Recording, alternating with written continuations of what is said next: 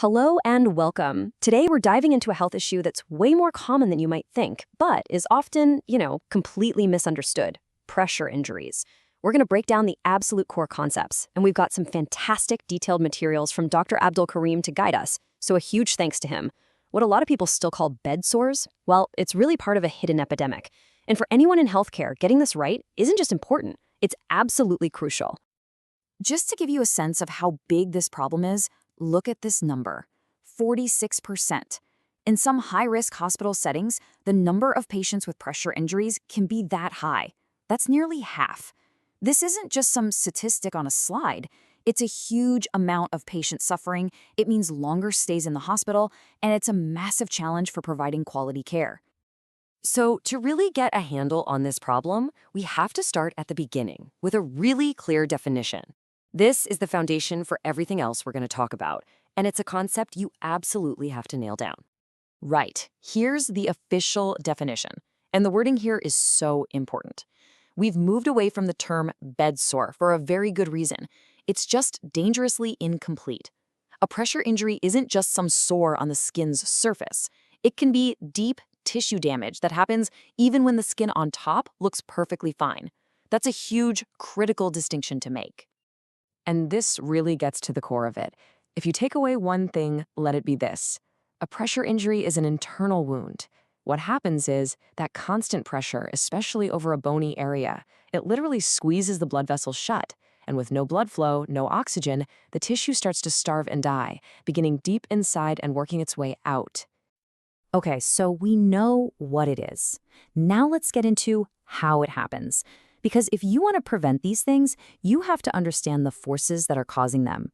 And it really comes down to two main culprits. On the left, you've got pressure. That's the straightforward, direct downward force we've been talking about. But on the right, you've got shear, which is a little more sneaky. Imagine you're propped up in a hospital bed and you start to slide down. Your skeleton moves, but your skin kind of sticks to the sheets. That sliding motion on the inside stretches and tears the delicate tissue and blood vessels. It's kind of like getting a rug burn, but from the inside out. So, the big question is, who are we really talking about here? Who's at risk for this? And believe me, the answer is a lot broader than most people think. It's really easy to think this is just about people who can't move. And while that's a huge, huge factor, it's only one piece of a much bigger puzzle. To really figure out who's at risk, you've got to look at the whole picture.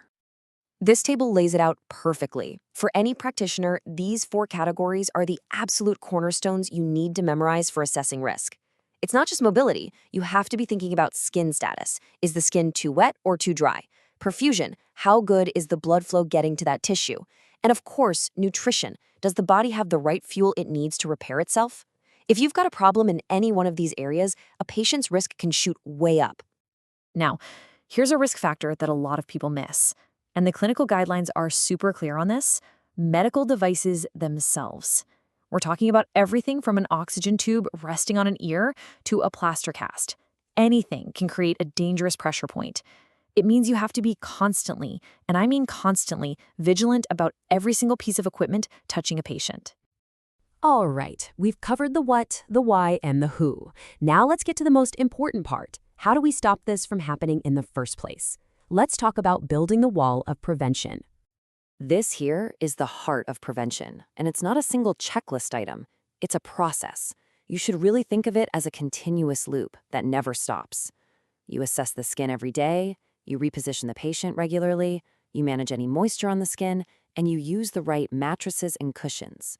For practitioners, making this loop second nature is the single best way to prevent these injuries. Okay, let's bust a couple of common myths right now. The guidelines are super clear. Do use moisturizers. Do keep the skin clean. But, and this is a big one, do not massage areas you think are at risk.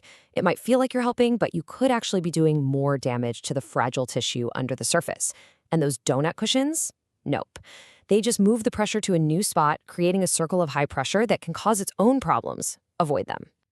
But look, even with the best prevention strategies in the world, injuries can still happen. And that brings us to a really tough question. What do you do when prevention just isn't enough? What's the next step? And that brings us to the path to healing. I really want to stress this. Treatment is not a passive thing. It's an active, hands-on, multi-step process. And for any clinician, knowing how to do this right is one of the most essential skills you can have. Getting the treatment right is everything for a patient's recovery. So here it is, the single most important rule of treatment, the one non-negotiable principle you absolutely must remember. You have to relieve the pressure. Before you reach for any dressing, any cream, anything, you have to remove the cause. If you don't take the pressure off, the wound simply cannot heal.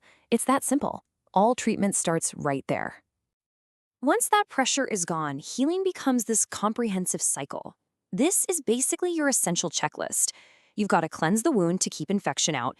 You need to debride it, which means removing any dead tissue so healthy tissue has a chance to grow. You have to pick the right dressing for that specific wound. And, just as important, you have to look beyond the wound itself. Make sure the patient is getting good nutrition and that their pain is being managed.